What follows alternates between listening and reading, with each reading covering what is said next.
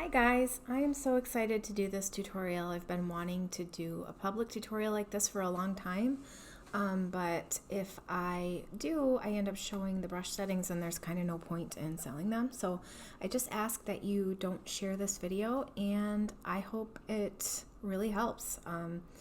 I know what it's like to get, a set of tools and just kind of have to figure it out. I feel like that's the way it is with most tools in the industry, and it is just so much fun to be able to teach in the way that I know I learn best. And so I really hope that this helps. What I want to do is one, I will go through every brush and kind of show you how I would use it, and two, I want to give you sort of a guide on where to start and where to end.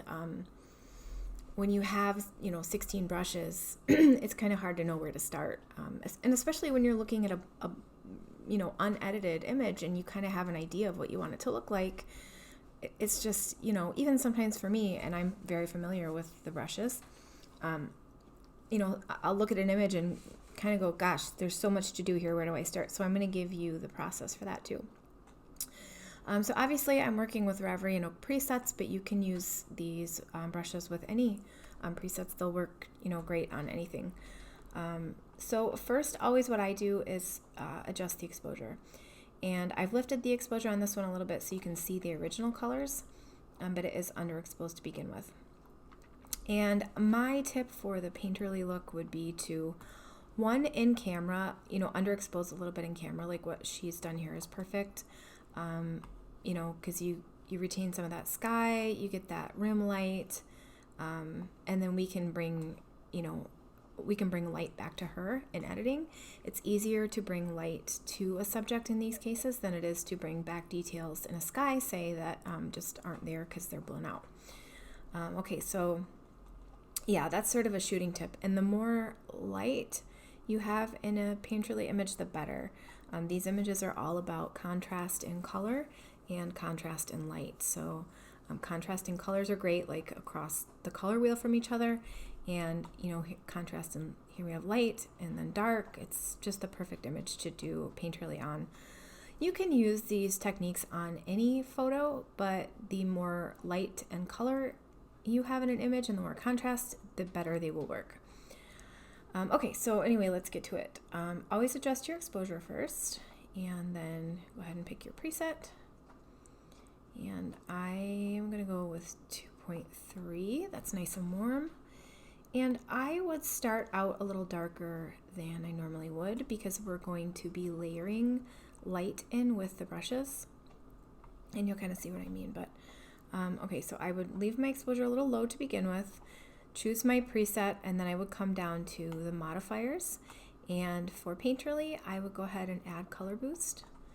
Yep, and obviously this doesn't look great just like that, but another thing, to kind of remember with the brushes is to trust the process. These images look better and better and better as you go. They don't have to look great starting out. I love Reverie and Oak for the 1 to 3 click thing. I do sort of in my own work prefer a simple edit, but I also appreciate this edit. I mean, obviously I'm making brushes for it, but I appreciate the artistry in this sort of edit. But trust the process. Don't get discouraged if it's not looking how you want it to right away. Okay, so we have applied our preset and our modifier, and then I would just go up to the basic panel and just make the tiniest tweaks if you have to. Like, I might lift shadows just a touch here, and I would check my white balance. And you can check your white balance by just lifting temp up and down a little bit.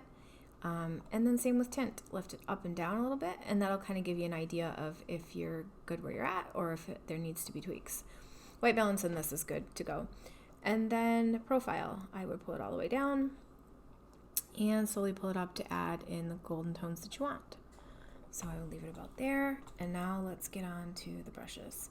So if you've never used brushes, they're right above the basic panel here in Lightroom Classic, and you just click this little circle, and that opens up your tool box here, and you have select subject, select sky, and then here's what we're going to mostly use is the brush or the radial gradient.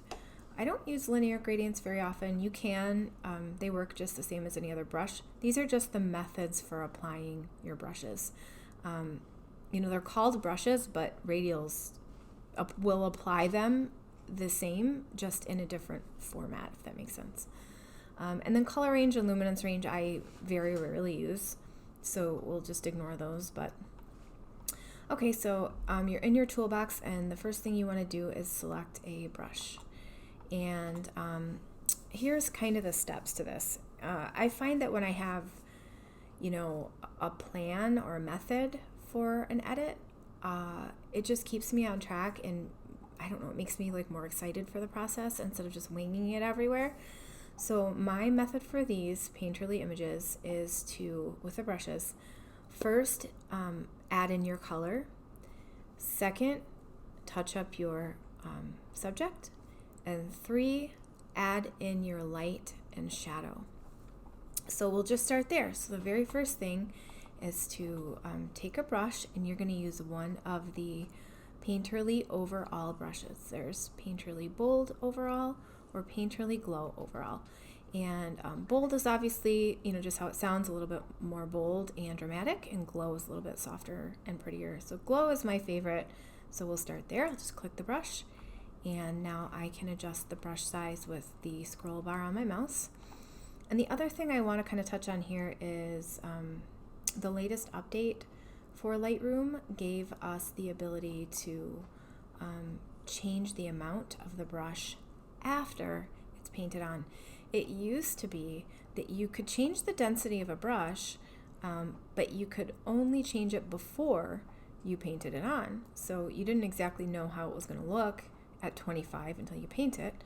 And then if you decide 25 isn't, enough, then you'd have to erase it and go back and lift it and try again. So the fact that they've added in this amount slider is really a great reason to update Lightroom if you haven't.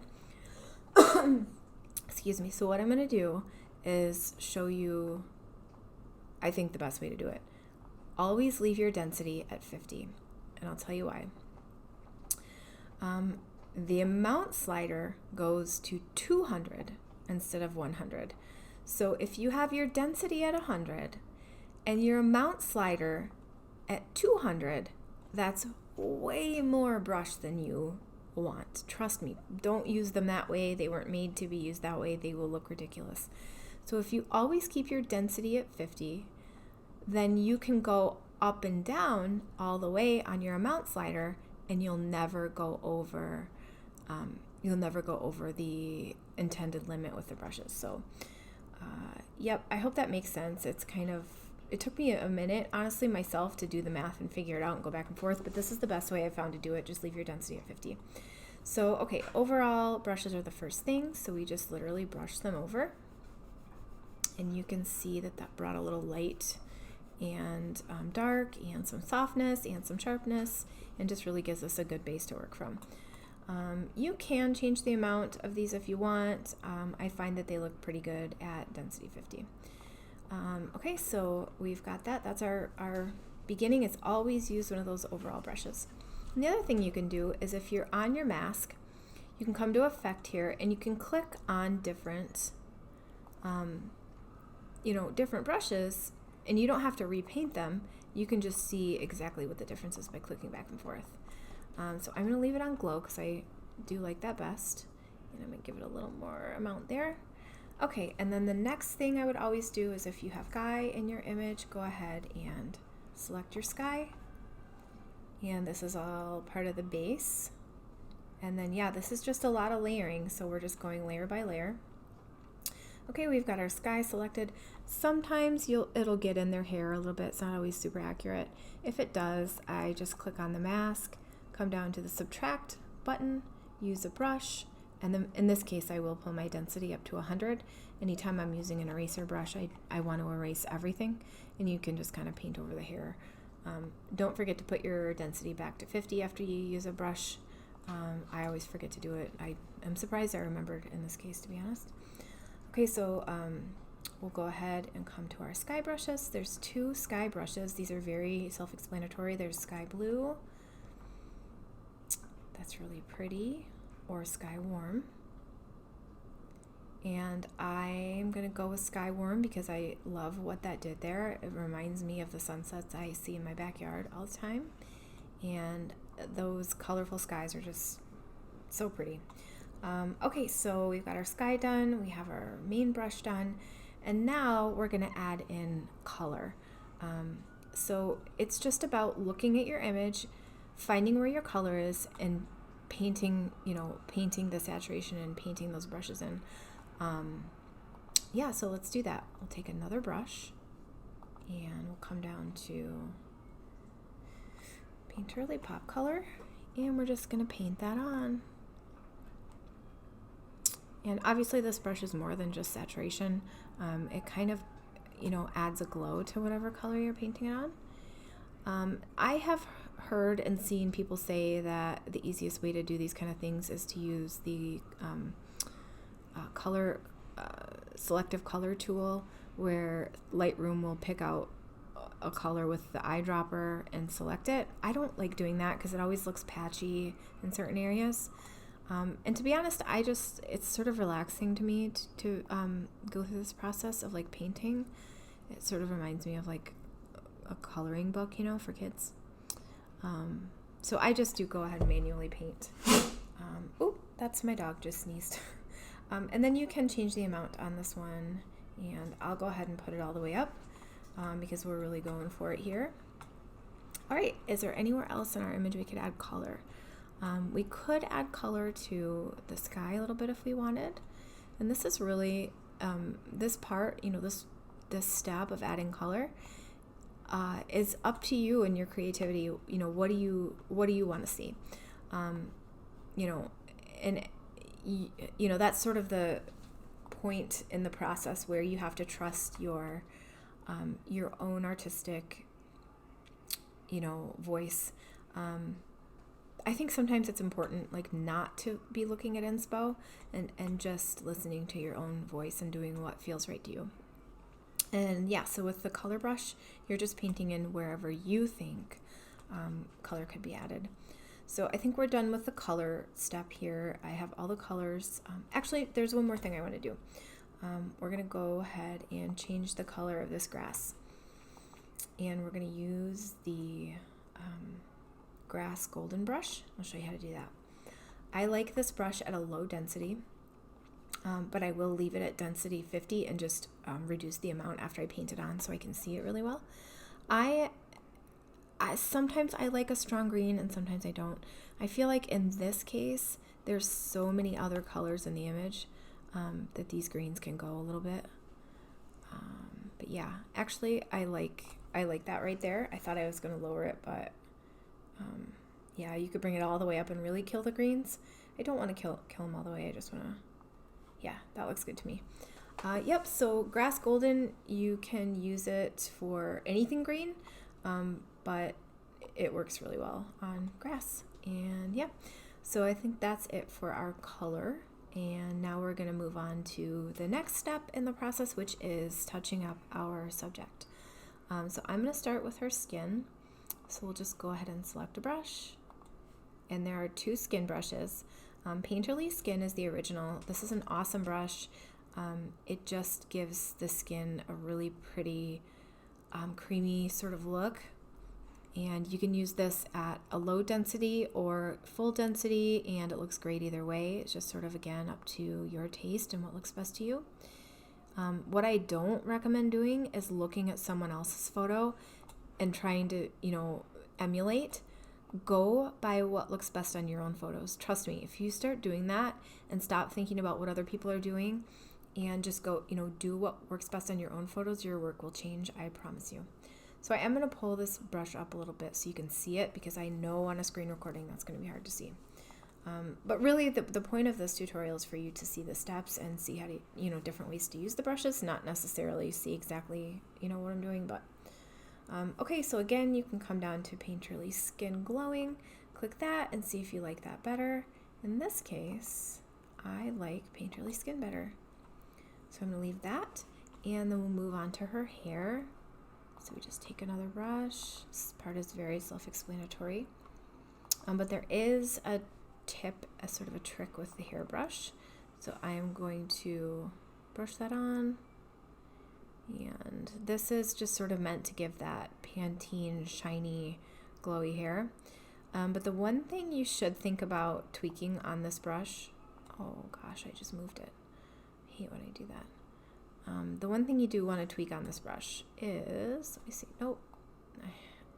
I'm not going to like deliver this image, but I still want it to look good. So, okay, anyway, the one thing you want to tweak on the hairbrush is shadows.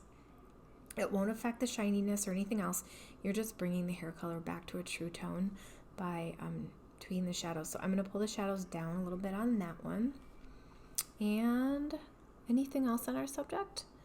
Nope, the last step on our subject is going to be to take a radial and put on Painterly Subject Pop Radial. And this just puts a spotlight on your subject. And yeah, pops them out a little bit.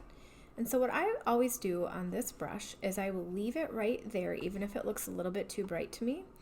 And then I will come back down to the basic panel and adjust my overall exposure after I have applied that Subject Pop Radial. And that just gives a little bit of extra depth and dimension.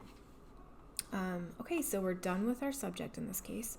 And now we're going to move on to popping out like the lighter areas. We're going to enhance the glow.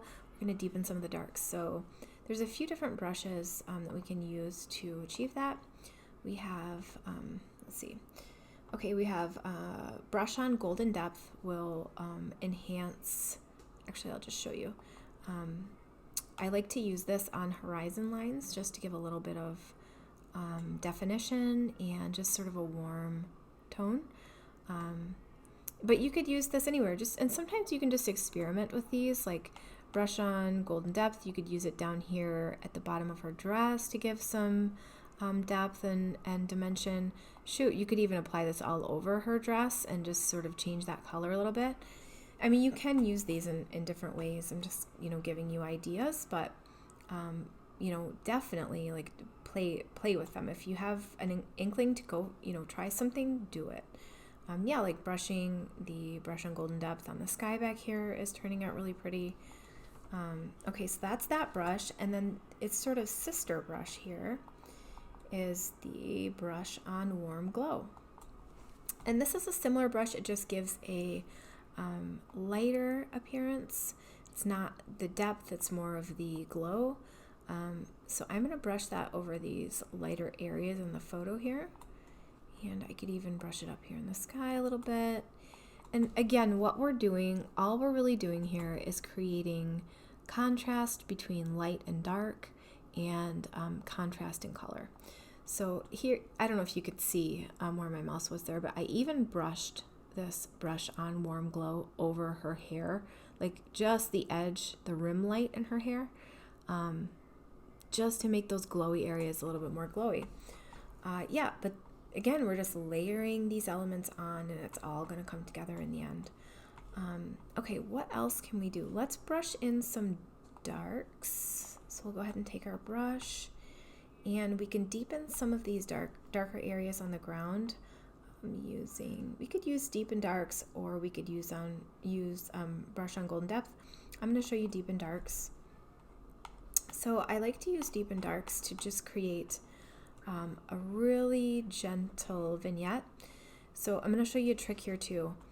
Make a huge radial, okay, bigger than you think it should be for a vignette, and you're going outside. Again, I don't know if you can see exactly where I'm brushing, but I'm brushing outside the perimeter. So I'm actually brushing on this gray area, and I'm just touching, the edge of the radial to my image. And that's creating a really pretty depth. Now you could certainly just, come down here and add a vignette in, but these vignettes are just like a gray sort of overlay. This Deepen Darks has a little bit of color, and it just, I don't know, to me it's a prettier vignette than just using Lightroom's vignette. Okay, there's one more brush I want to use here, and it is Crisp Whites. I use the Crisp Whites brush on these images for not just whites, but anywhere I want to really pop the light areas. So you see in the back here where we have, I'm going to zoom in, we have all these little, gosh, what is that? Whatever is in the grass there, it's probably like wheat or something, but they're all catching the sunlight and just making that really, really pretty glow back there. I'm going to enhance those with the crisp whites brush. So yep, don't forget that you can use the crisp whites brush to really pop any highlights that you want. Again, I could take it over the highlights like here in the corner of her elbow. I could again use it on the rim light in her hair. I could use it on some of the highlights in her dress. We're just really creating depth here. Yeah, this is looking really pretty. I think that is it for the brushes I want to use on this image. Let me just make sure. Yep, there was a couple we didn't use in this image. We did not use Bring Back Detail, Bring Light to Eyes, or I think those are the only ones we didn't use. Yes, but I have another image that I'm going to show you those on. So yeah, as a final step after you're done brushing everything on, come back down to your basic panel, and I want you to just double check your exposure. So down and up a little bit, and just sometimes you don't, it's like you don't realize something needs something until you see it. Do you know what I mean? So if you do double check your exposure, you're just gonna make sure that it's perfect instead of just leaving it. But yeah, see, now in this case, I would have given it a little bit more exposure when I went back and checked the second time. And then I would also do the same thing with contrast, just up and down until you really like it. And the same thing with white balance. Just temp up and down a little bit, tint up and down a little bit, and then profile too. These are just your finishing touches to make sure that you love what you're seeing. And see, I actually ended up liking the profile down a little bit more. Here I've got my profile at 68, whereas I had it up at 168 before. I ended up liking it in the end after all the brush work. I ended up liking it down a little further. So yeah, I think that's our finished image, and so I want to show you what it looked like before. Yeah, that's a pretty crazy difference, right? And then I'm also going to show you what it looked like with just the preset. So we'll delete all masks. Look at that. It's crazy. I mean, I don't know, man. This to me, it's like magic, it's like doing a magic trick. So we'll go ahead and undo that. And yeah, anybody can do this. I mean, there's a reason that people are willing to pay, $500 to $1,000 for an hour of being taught this way of editing. Yeah, I hope that none of you have ever wasted that kind of money on this, but you don't need to. It's just, the layering and trusting the process.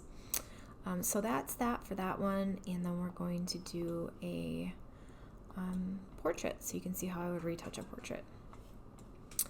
This edit here that I had just done, this is probably how I would edit it for my taste, but we're going to do something a little bit different with the Paint Trolly brushes. This is just, what did I have here?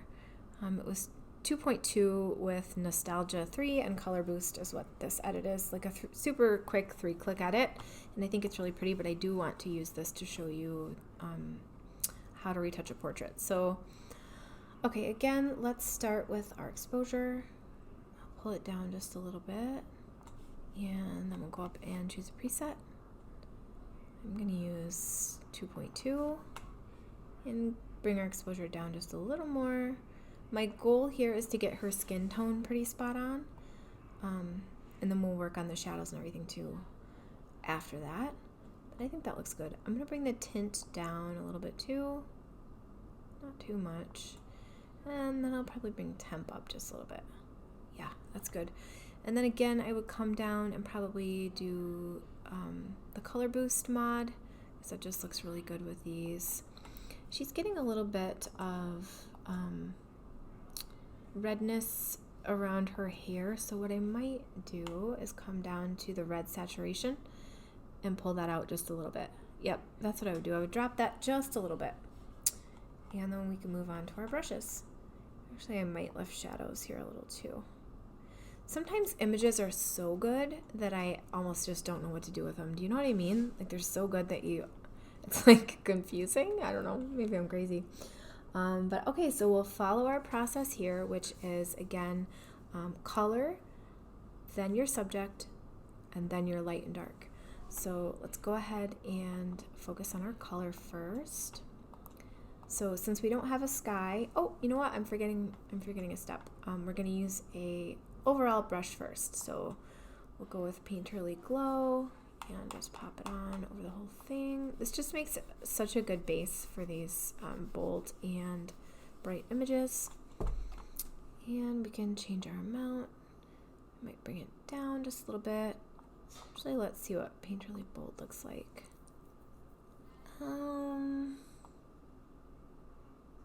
Gosh, sometimes it's hard to choose. I suggest to you that if it's hard to choose, that means they're both good, and that's a good thing, and you can just go with either one. Do you know what I mean? Sometimes you just, like, it's better than wasting time. Okay, so we have our overall brush. Now we're going to move on to our color. So I'm going to go ahead and use Pop Color and just brush over her dress. And I do like this brush at full density. So after I'm done painting it on, I will go back and lift that amount. Yeah, I love this dress too. It's so pretty. Okay, and then next I think that's really all the color that I want to pull out in this photo. And so then next I would move on to my subject. And I'm going to take a brush and use a skin brush. I think in this case I'm going to use Skin Glowing. Because she does sort of have that glow to her already. And if I was going to touch up a portrait with these brushes, I would be really careful and zoom in and paint it really carefully. For the sake of this video, I don't want you to have to sit through, anything you don't have to, so I'm just going to kind of go over it quickly. But just to be clear, if I was going to deliver this, I would do it painstakingly, carefully. But I'm not, so we'll just quickly show you here. And yeah, I just love these skin brushes. They're just too good. The one thing I would recommend with skin brushes, especially on portraits that are close enough that you can see details, is after you're done painting, hover over and make sure that you haven't gotten on any of the like eyelashes or eyes or whatever. And it's easy to do, so you probably will. And in that case, you just click on your mask, come down to the subtract button, click that brush. This is going to be your eraser. Pull it up to density 100 and just, erase over the eyes, the mouth. I erase over the nostrils because nostrils aren't, nostrils like naturally have detail, and the eyebrows and just the hairline, just to be sure you're not. Yeah, okay, so that looks great. And let's see, the next thing I want to do is go ahead and retouch her eyes. And this is a super quick way to retouch the eyes, and it's natural. Well, I don't like seeing like eyeballs that have been painted with a ton of clarity and brightness and saturation. It just doesn't look real. To me, the goal with any image is to make it look realistic but high end, like realistic but elevated. So the way I like to do that is with this Bring Light to Eyes. I'm using a radial, and I'm just using that right around the eyeballs. I'm trying not to get too much on the eyelashes or anything. And then watch how quick this is. I just right click on that mask, duplicate the mask, and pull it over to the other eyeball. You can change the angle to make it fit really good, but that's the quickest way to touch up eyes ever, and it looks stunning. It doesn't look like you did anything. It just looks like really naturally bright eyes. You can paint it on if you want. Of course, this is just how I like to do it. Okay, the other thing I would do with a portrait is come to my brush and my Deepen Darks brush, and I would gently go over the lashes even, male, female, doesn't matter the gender. I would always accentuate the lashes just to sort of pop the eyes, and a little bit on the brows. I feel like pictures tend to wash eyebrows out for some reason, so I like to bring them back just a little bit. Obviously, don't overdo it. You don't want somebody to look and go like, wait a second, that's not my eyebrows. But yeah, the other thing I want to show you is with someone that has this really pretty freckles or whatever in the skin that you want to bring out, you can use the Bring Back Detail brush. And I'm going to make sure my density is at 50. And just in spots where she has very concentrated freckles, I'm going to bring some of that detail back so that we don't wash her out altogether, because any skin brush is going to soften and sort of take away from what's underneath, and that's the point, is to make soft, pretty skin. But these freckles are adorable. Like, people have freckles tattooed on, they use freckle pens. Why would we want to erase those? So I just got my Bring Back Detail brush, and I'm just dotting over her freckles. Obviously not every single one, but enough to make them stand out in the photo. And you can do this on lashes too if you want to, she already has very prominent lashes, so I probably wouldn't do that.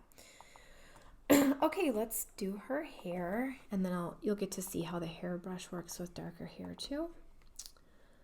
But yeah, obviously some of these are very self-explanatory. Sometimes it's just kind of nice to see somebody else do it, So there's the hair. I may move that amount up a little bit just to give it a little bit more shine. I do love that. That's really pretty. Okay, and then I think the last step for our portrait would be to use our subject pop radial. And that is always the last step I use when I'm touching up the subject, which is the second step in the painterly process. So let's grab that radial.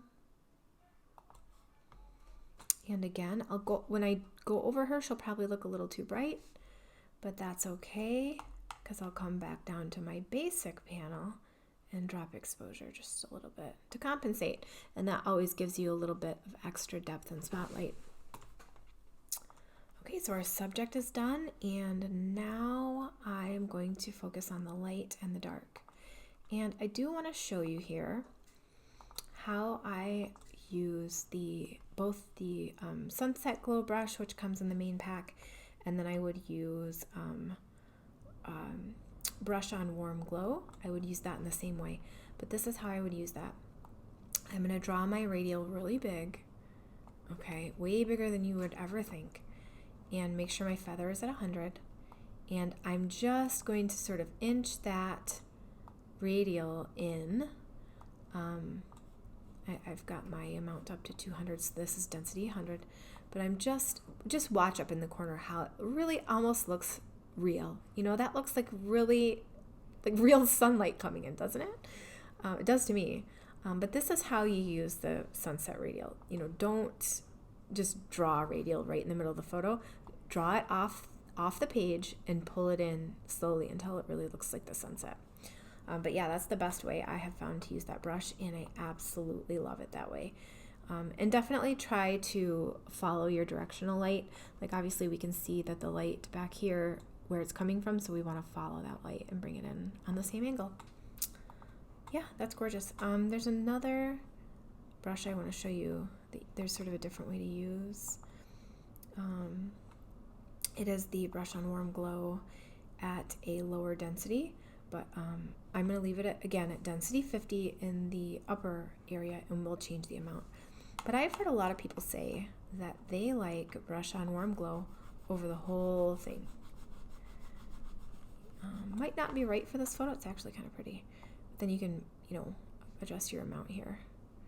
But that's another way to use Brush on Warm Glow. It's really pretty. I might just pull it down a little. Yeah, this is looking so good. There's another thing I want to do with our light and dark, and it is use the Crisp Whites brush to pop out these flowers. And it might seem like these are all really small, maybe insignificant adjustments, but this is the layering, process. Every little thing you do sort of adds up to this final, beautiful masterpiece. Yeah, and that's why I say you just trust the process, keep following the steps and keep painting on, little parts where you see things, and it comes together in the end. So let's pull that amount up. Yeah, that gives you some really good contrast. And then you could even do that back here to brighten that up a little. There's something bright back there. I'm just going through and brightening up the bright areas. Yeah, that's just so pretty, isn't it? I think that's how I would leave it. But again, I would come down to my basic panel and just make sure, double check with my exposure that I have that right, and double check with my contrast that I have that right. And with my temp and tint, just double check and make sure I have it right, and my profile.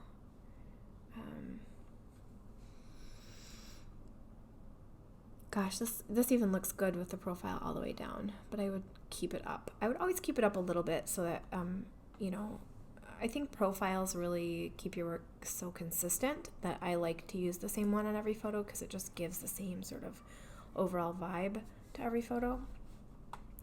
Yeah, I think that's it, guys. I think I went through every brush. I'm sure I did, yes. Yeah, so, the fun thing with the brushes is that there's no necessarily right and wrong way. I mean, if I saw you using a brush that I had never used it that way before, I would just think it was interesting. I wouldn't be like, that's the wrong way to use that brush, because that's how that's how people come up with innovations and different techniques, is just literally trying different things. So yeah, follow those steps. If you're using Reverie and Oak, do your preset, your profile, your mod, and then move on to the brushes and do the overall brush first. Then move on to your sky if you have one, and then move on to adding color. And that's step 1. And then step 2 would be to retouch your subject. And then step 3 would be to add in your light and your dark. And yeah, that's it. I mean, just a lot of layering is what it is. But let's go ahead and see before and after. So pretty. Still looks natural. Just looks, very professional and finished.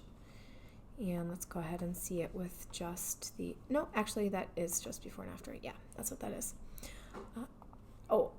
Here's what I wanted to do. Show you without the masks and just the preset. Yeah, there we go. That's what I wanted to show. And there's all of our brushwork. That's quite the dramatic difference.